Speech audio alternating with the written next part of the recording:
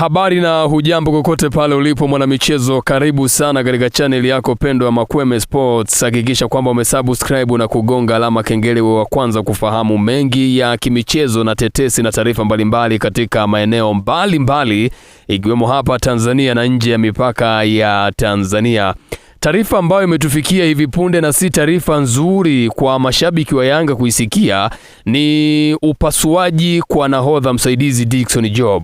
Majeraha ambayo aliyapata katika dabi ya Kariakoo mara baada ya kukanyagwa na Ino Jospin Loemba, ni rasmi Young Africans wamethibitisha kwamba Dickson Job atakaa nje kwa takriban miezi mitatu kuanzia sasa.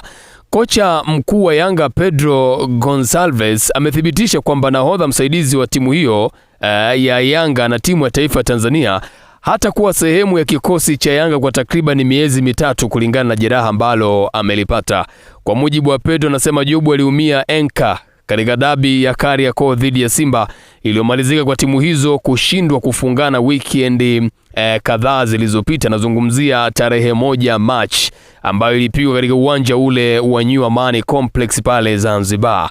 Akizungumza na wanahabari, kocha Pedro amesema kwamba Jobu hawezi kuwa kwenye kikosi cha Yanga kwa takriban miezi mitatu kulingana na taarifa ambayo amepewa na madaktari wa Yanga, na mzungumzia Moses Etutu pamoja na wengine. Lakini kocha huyu amesema Jobu ambaye amekuwa mchezaji muhimu kwenye kikosi cha kwanza cha Yanga alianza mechi hiyo ya dabi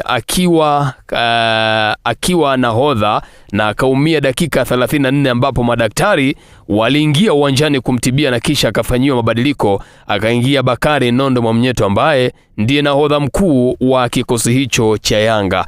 Sasa ni rasmi kwa mujibu wa meneja habari na mawasiliano ndani ya Yanga Ali Shabani Kamwe